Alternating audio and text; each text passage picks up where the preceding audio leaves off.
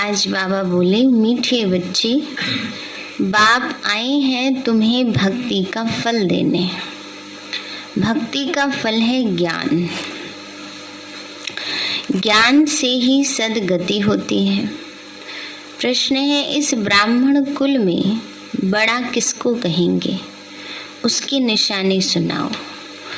बाबा बोले, ब्राह्मण कुल में बड़े ते बड़े वह हैं जो अच्छी सर्विस करने वाले हैं। बाबा कहते बड़े ते बड़ा कौन? जो खूब सेवा करते हैं ना, धारणाएं करते हैं। उम्र से कोई बड़ा नहीं है, लेकिन धारणाओं से, ज्ञान से बड़े हैं। जिन्हें सदैव अपनी उन्नति का ही ओना रहता है, जो पढ़ाई कर बहुत तीखे जाते हैं।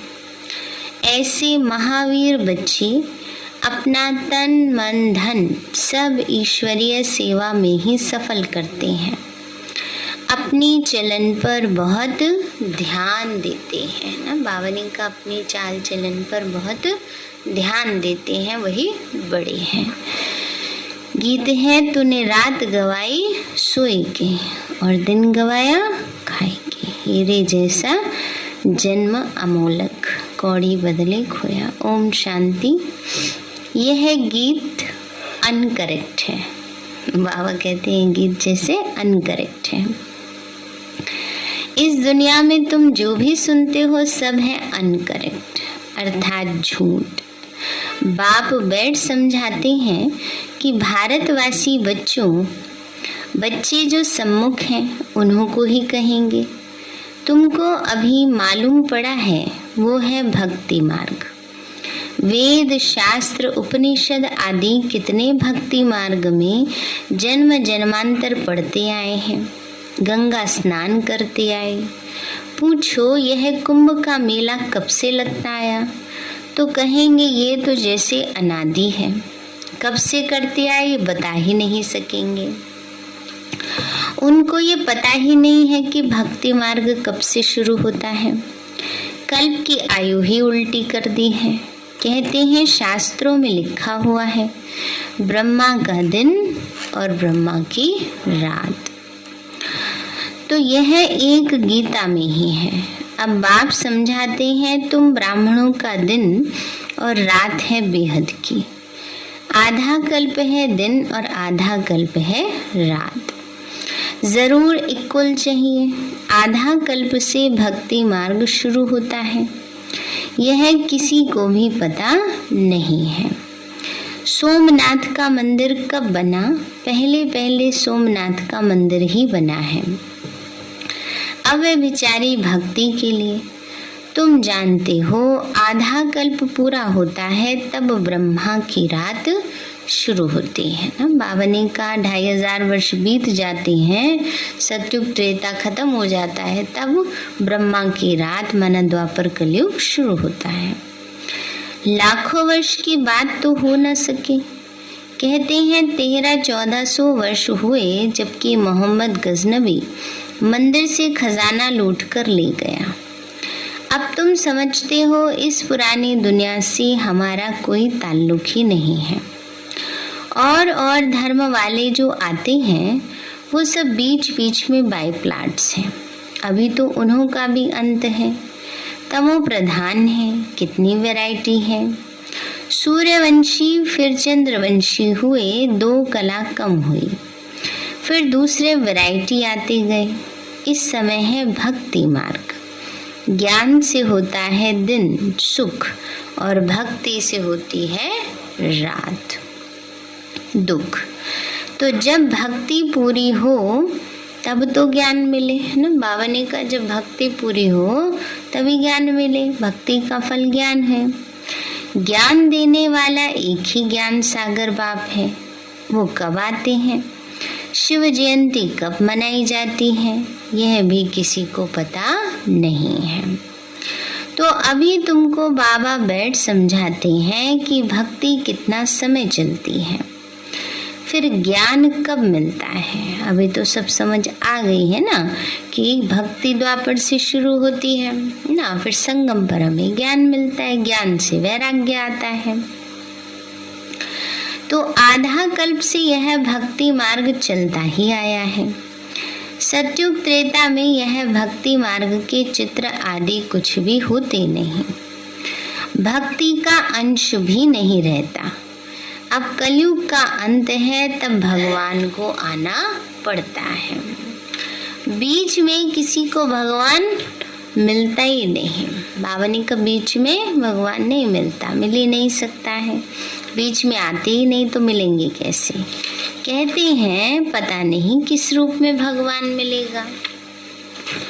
गीता का भगवान अगर कृष्ण है तो वह फिर कब आएंगे राजयोग सिखाने। तो मनुष्यों को कुछ भी पता ही नहीं है।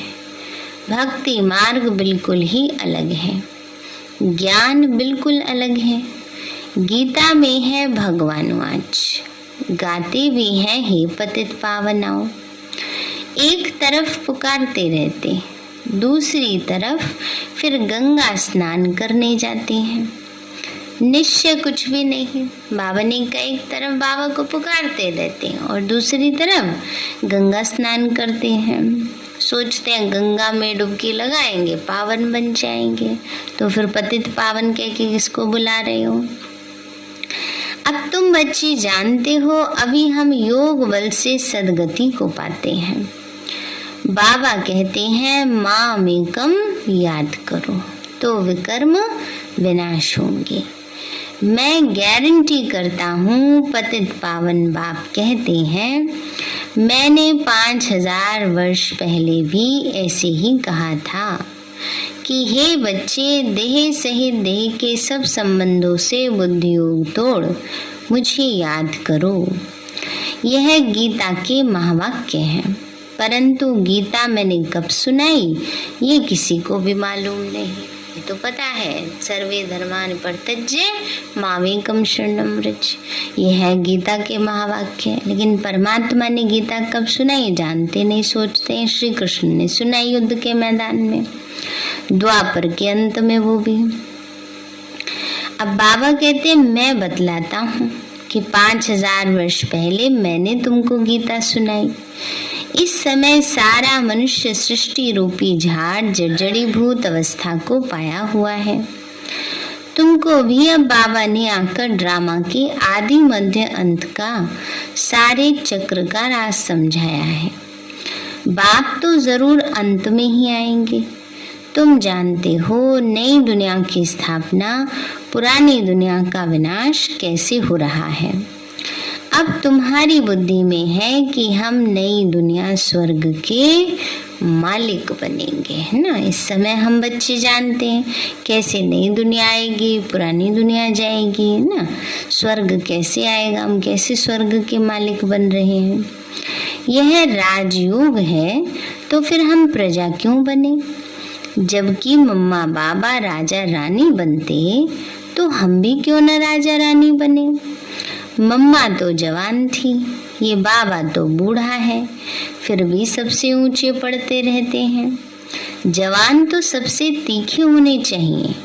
बाबा कहते हैं सिर्फ मुझे याद करो, है ना। बाबा ने कहा बच्चे जो यंग एज वाले हैं उन्हें तो खूब पुरुषार्थ करना चाहिए, है। लेकिन होता क्या है आजकल, यंग एज वाले ज़्यादा कमज़ोर होते हैं, शरीर से भी मन से भी, छोटी छोटी बातों में ही परेशान हो जाते हैं हम। तो बाबा कहते हैं बच्चे सिर्फ मुझे याद करो जितना हो सके, बाकी सबको भूल जाओ। पुरानी दुनिया से वैराग्य। जैसे नया मकान बनता है तो बुद्धि उसी तरफ चली जाती है, वह आँखों से देखा जाता है, यह भी बुद्धि से जानते हो। बहुतों को साक्षात्कार भी होता है, बरोबर बैकुंठ पैराडाइज हेवन भी कहते हैं। तो जरूर कब था, अभी नहीं है। अभी फिर से तुम राजाई प्राप्त करने के लिए राजयोग सीख रहे हो। पहली मुख्य बात ही है शिव भगवान वाच। कृष्ण तो भगवान हो न सके, वह तो पूरे 84 जन्म लेते हैं। भगवान तो जन्म मरण में आ न सके, ये तो बड़ा साफ है ना। बाबा ने कहा भगवान तो जन्म मरण में आ नहीं सकते हैं, ये तो सबको पता है ना। परमात्मा जन्म मरण से न्यारे हैं, पुनर्जन्म रहित हैं, सुख दुख से न्यारे हैं, तो दुनिया वाले भी कहते हैं। फिर भी ऐसे को चुन लेते हैं जो जन्म मरण में आते हैं, है? राम का भी जन्म दिखाया, मृत्यु भी दिखाई, कृष्ण का भी जन्म दिखाया, मृत्यु भी दिखाई। तो बाबा ने कहा कृष्ण का वह रूप सतयुग में जो था वो फिर हो न सके। पुनर्जन्म लेते लेते नाम रूप बदल जाता है। इस समय वह आत्मा भी तमो प्रधान है। कोई कहे कृष्ण द्वापर में थे, परंतु उनका वह रूप तो द्वापर में हो न सके। द्वापर में पतित से पावन बनाने आ नहीं सकते। कृष्ण तो सतयुग में ही रहते हैं, उनको पतित पावन कहा नहीं जा सकता। गीता का भगवान कृष्ण नहीं, कौन है? शिव बाबा है। वो आते भी जरूर हैं, शिव जयंती भी जरूर है, तो जरूर कोई रथ में प्रवेश करेंगे ना। खुद भी कहते हैं कि मैं साधारण तन में आता हूँ, जिसका नाम ब्रह्मा रखता हूँ। ब्रह्मा द्वारा विष्णुपुरी की स्थापना होती है। महाभारत लड़ाई भी कहाँ है? सामने खड़ी है, तैयार है, बस चिंगारी कोई लगी और देखो कैसे ज्वाला जलती है। तो बाबा ने कहा सामने खड़ी है। ये नॉलेज अच्छी तरह बुद्धि में याद रखनी है। बुद्धि में याद रहे कि हम स्टूडेंट हैं, बाप पढ़ा रहे हैं, बाकी थोड़ा समय है, फिर बाबा हमको वापस ले जाएंगे। तो जो अपने को ऊंचा बनाएंगे वही ऊंचा पद पाएंगे। परंतु माया ऐसी है जो एकदम तवाई बना देती है ना। बाबा ने कहा जो खुद पुरुषार्थ करेंगे, ऊंचा बनाएंगे, वही ऊंचा पद पाएंगे। पर माया पुरुषार्थ करने ही नहीं देती है, उसी में विघ्न डालती रहती है, बुद्धि इधर उधर भटकाती रहती है। कई बच्चों को सर्विस का बहुत शौक है।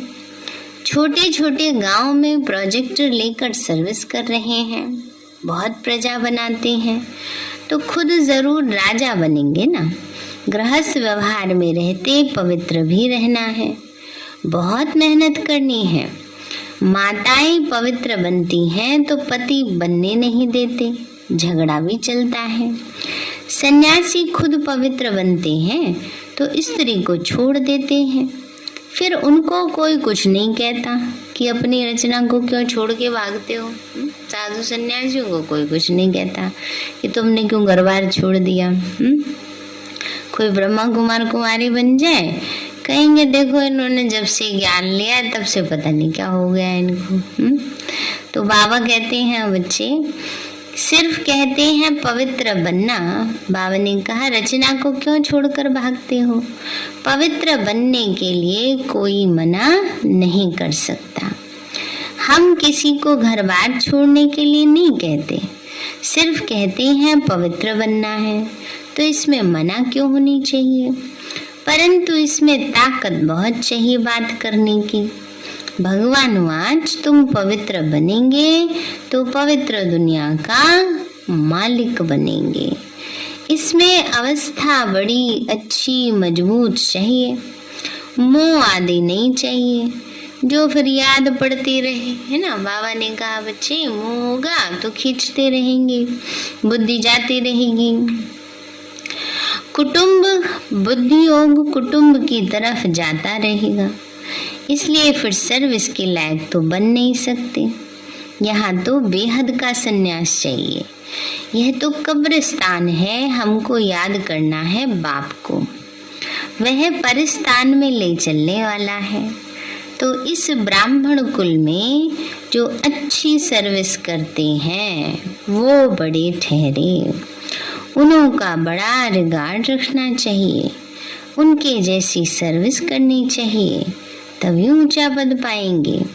अभी तो अपनी उन्नति का ओना रहना चाहिए। क्या करना है? अपनी उन्नति का ओना रहना चाहिए, उन्नति का ख्याल होना चाहिए। कैसे पुरुषार्थ करें, कैसे उन्नति हो हमारी। अपने को देखना चाहिए। हम बाबा से वर्षा पाने के लायक बने हैं। बाबा आया है पावन बनाकर साथ ले जाने। वो ठुकराएंगे कैसे? बाबा सबसे पूछते हैं तो कहते हैं हम तो महारानी बनेंगे। बाबा कहते हैं तो ऐसी चलन भी तो महारानी तो बन जाना बहुत अच्छी बात है, लेकिन चलन भी ऐसा होना चाहिए, पुरुषार्थ भी ऐसा होना चाहिए। कई तो बहुत अच्छे बच्चे हैं, परंतु जो पुरुषार्थ ही नहीं करेंगे तो फिर वो क्या पद पाएंगे। हर बात में पुरुषार्थ से ही प्रारब्ध मिलती है। कोई बीमार पड़ जाते हैं, फिर ठीक होने से ही दिन रात पुरुषार्थ में लग पढ़ाई में तीखे हो जाते हैं। यहाँ भी सर्विस में लग जाना है। सर्विस की युक्तियाँ तो बाबा बहुत बतलाते हैं। प्रदर्शनी पर समझाने का अभ्यास करो ना। बाबा ने कहा बच्चे प्रदर्शनी पे समझाने का अभ्यास करो। सेवा की प्लानिंग तो बाबा बताते रहते हैं कैसे कैसे करो। अभी तो कुछ मुश्किलें नहीं है, बस बाबा से शक्तियाँ लेते रहो, सबको देते रहो। सबसे बड़ा पुरुषार्थ, सबसे सहज पुरुषार्थ, इससे सहज कोई बात नहीं। बाबा तो कहते हैं अपनी उन्नति कर जीवन बनाओ। बाबा कह रहे हैं बच्चे अपनी उन्नति कर अपना जीवन बनाओ। ये होना रहना चाहिए कि मैंने कितनी सर्विस की, कितनों को आप समान बनाया। जिसको आप समान नहीं बनाया तो ऊंचा पद कैसे पाएंगे। फिर समझा जाता है प्रजा में चले जाएंगे अथवा दास दासी बनेंगे। ढेर सर्विस पड़ी है। अभी तुम्हारा झाड़ छोटा है, मजबूत नहीं है। बाबा कह रहे हैं अभी झाड़ छोटा है, थोड़े से बच्चे हैं, मजबूत नहीं है। वो भी कैसे हैं? कच्चे पक्के हैं। थोड़ी सी बात होती है, माया के तूफान आते हैं। बाबा बड़ी माया आ रही है, इसलिए पुरुषार्थ नहीं हुआ, इसलिए योग नहीं हुआ है, अमृत वेला इसलिए छूट गया। ये क्या है? कच्चे कच्चे की निशानी। और जो पक्के होंगे कहेंगे कुछ भी हो जाए हमारा अमृत वेला कभी मिस नहीं होगा। तो बाबा कहते हैं बच्चे मजबूत नहीं है, तूफान लगने से कच्चे गिर पड़ेंगे। माया बड़ा हैरान करती है ना, छोटी छोटी बातों में बुद्धि घुमा देती है, फिर बाबा को छोड़ देते हैं। बाबा कहते हैं बच्चे माया बड़ा हैरान करती है। माया का काम है बाबा से बेमुख करना।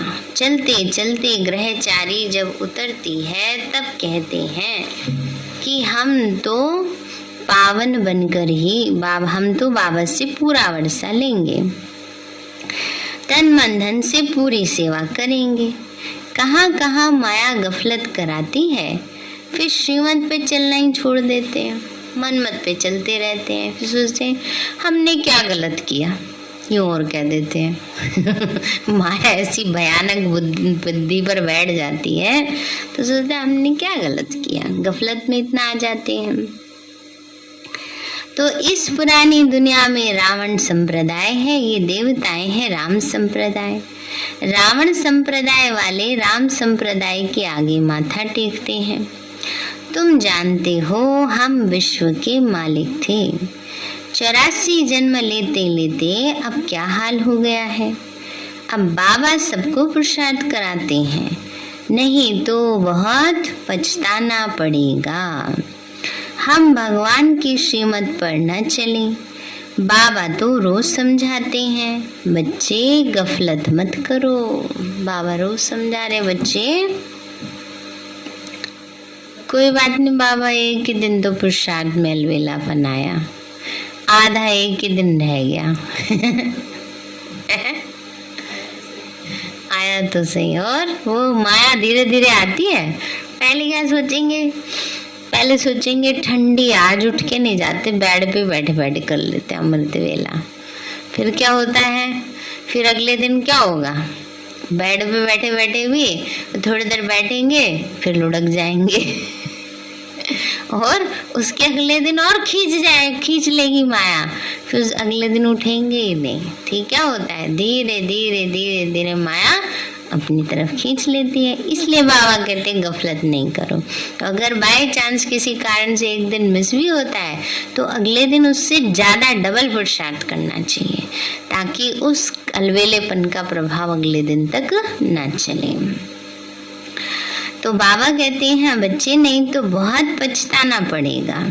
बाबा तो रोज समझाते हैं बच्चे गफलत मत करो। सर्विस करने वालों को देखते हो कैसी अच्छी सर्विस करते हैं। फलाना फर्स्ट ग्रेड, फलाना सेकंड ग्रेड में सर्विस करने वाले हैं। फर्क तो रहता है ना। तो बाप तो बच्चों को समझाएंगे तो सही ना। अज्ञान काल में तो बाप थप्पड़ भी मार देते हैं। यहाँ तो यह बेहद का बाप प्यार से समझाते हैं बच्चे अपनी उन्नति करो। कैसे? जैसे हो सके पुरुषार्थ करना चाहिए। बाबा कहते हैं जैसे भी हो सके पुरुषार्थ जरूर करना चाहिए ना, हिम्मत नहीं हारनी चाहिए। माया तो आएगी, कई बार ऐसे भी कर देती है, इतने दिन से पुरुषार्थ कर रहे होते हैं, एक दिन अलबेलापन आ जाता है, कहेंगे अरे आज तो छुट्टी हो गई, फिर अगले दिन फिर पुरुषार्थ करो। इसका मतलब ये थोड़ी कि एक दिन छुट्टी हो गई तो अगले दिन और ना करो ना, लेकिन और ही तेजी से हिम्मत रख के पुरुषार्थ करना चाहिए। कब तक आएगी माया? माया भी थक जाएगी फिर ना। इसलिए पहले तो रोज आती थी, फिर धीरे धीरे कम हो गया ना। अभी सबके पास आना है, बुलाते रहते हो, चाय पानी पिलाते रहते हो। ठंडी में तो चाय पीने में भी बड़ा आनंद आता है। चाय पानी पिलाएंगे उसको, समोसे पकोड़े खिलाएंगे तो बैठ जाएगी वो तो।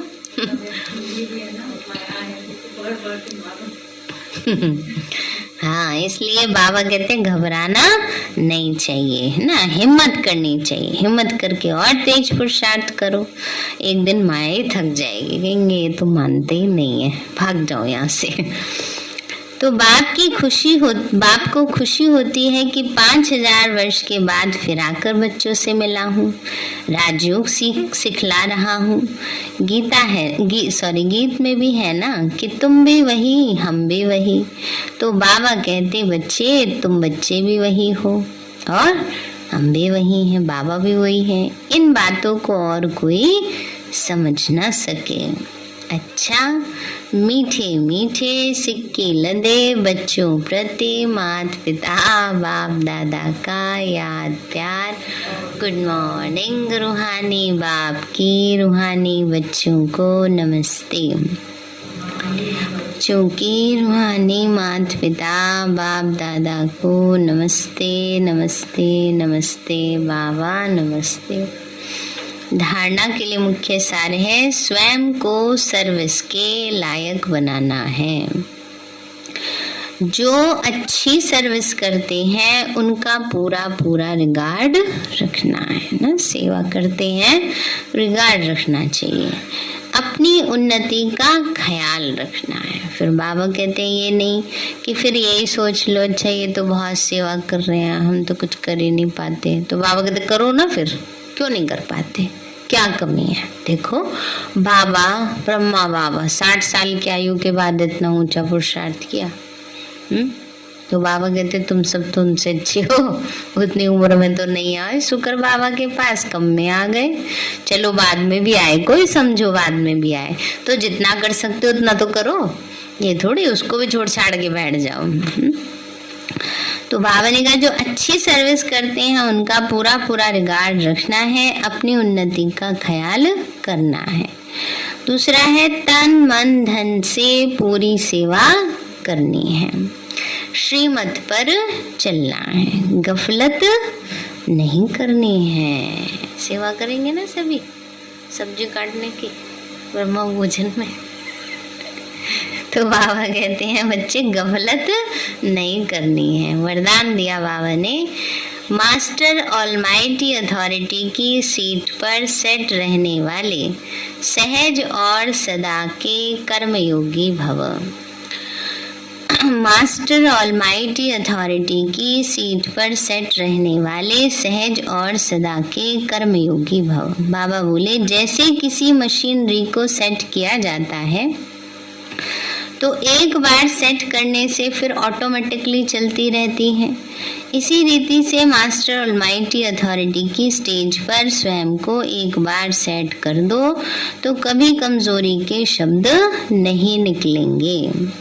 हर संकल्प, शब्द व कर्म उसी सेटिंग प्रमाण ऑटोमेटिक चलते रहेंगे।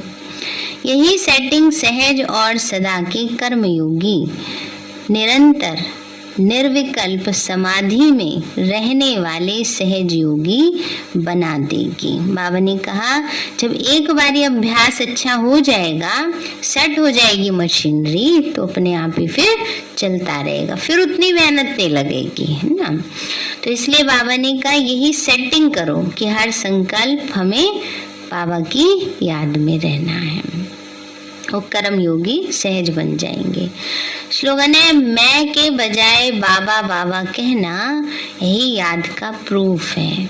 मैं के बजाय बाबा बाबा कहना यही याद का प्रूफ है। सारे हैं मीठे बच्चे, बाप आए हैं तुम्हें भक्ति का फल देने। भक्ति का फल है ज्ञान, ज्ञान से ही सद्गति होती है। प्रश्न है इस ब्राह्मण कुल में बड़ा किसको कहेंगे, उनकी निशानी सुनाओ। बाबा कहते हैं ब्राह्मण कुल में बड़े वो हैं जो अच्छी सर्विस करने वाले हैं, जिन्हें सदैव अपनी उन्नति का ही होना रहता है, जो पढ़ाई कर बहुत तीखे जाते हैं। ऐसे महावीर बच्चे अपना तन मन धन सब ईश्वरीय सेवा में सफल करते हैं, अपनी चलन पर बहुत ध्यान देते हैं। गीत है तूने रात गवाई, सोए के दिन गवाया खाए के। अच्छा, ओम शांति। मीठी